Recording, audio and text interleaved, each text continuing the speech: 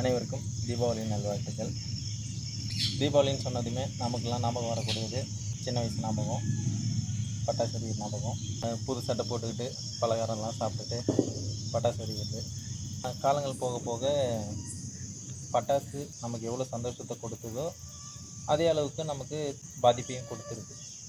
நம்ம பட்டாசு வெடிக்கிறதுனால என்னென்ன தீமைகள் இருக்குதுன்னு ஓரளவு எல்லாருக்கும் தெரியும். ஏன்னா அதுலேருந்து வரக்கூடிய sulphur di oxide, carbon monoxide இது ரெண்டுமே கிட்டத்தட்ட விஷவாயுக்கள்.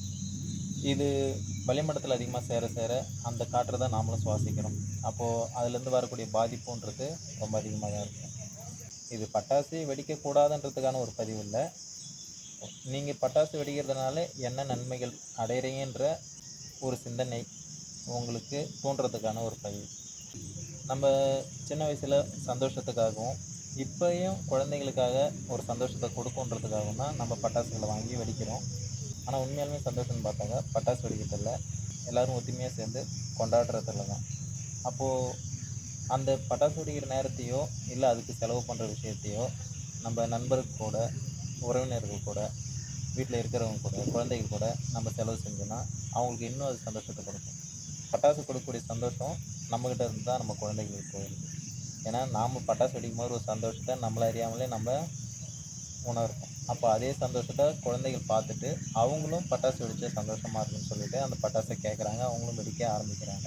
இதில் பல இடங்களில் விபத்துக்களும் நடக்கிறதுக்கான வாய்ப்பும் இருக்குது, நடந்தும் இருக்குது. ஒரு வீட்லேயுமே பட்டாசு வாங்கணுன்றதுக்காகவே சீட்டு கட்டலாம், இல்லை தனியாக அதுக்குன்னு பணம் ஒதுக்கி வைக்கலாம்.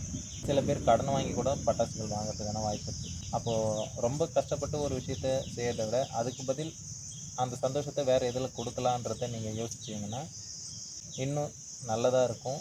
ஏன்னா நம்மளை சுற்றி இருக்கக்கூடிய சுற்றுச்சூழலை நாம் தான் பாதுகாக்கணும். ஏன்னா அது நம்மளுடைய கடமை. ஏன்னா அடுத்து வரக்கூடிய தலைமுறை, மற்ற உயிரினங்கள் எல்லாத்துக்குமே இந்த சுற்றுச்சூழலை நம்ம சுத்தமாக கொடுத்துட்டு போனால் தான் அவங்க இங்கே வாழ முடியும். அந்த ஒரு நல்ல விஷயத்துக்காக நம்ம பட்டாசுகளை தவிர்க்கலாம், தப்பு இல்லை. நீங்கள் யோசித்து பாருங்கள், உண்மையாலுமே பட்டாசுகள் மூலயமா நம்ம அடைஞ்ச நன்மைகள் ஏதாவது இருக்கான்னு சொல்லிட்டு. பட்டாசுக்கு கொடுக்கக்கூடிய முக்கியத்துவத்தை நம்ம நம்மளுடைய உறவுகளுக்கு கொடுத்து இந்த தீபாவளியை ஒரு புதுமையான தீபாவளியாக கொண்டாடலாம். இது ஒரு நல்ல புரிதல் இருக்கும் பட்சத்தில் கண்டிப்பாக ஒரு மாற்றம் இருக்கும். கொஞ்சம் யோசித்து பாருங்கள், நம்ம நாட்டுக்காக, நம்மளுடைய சுற்றுச்சூழலுக்காக, நம்மளுடைய தலைமுறையினருக்காக, நம்மளை சுற்றி வாழக்கூடிய உயிர்களுக்காக நாம் என்ன செய்கிறோம் அப்படின்னு சொல்லிட்டு. நன்றி.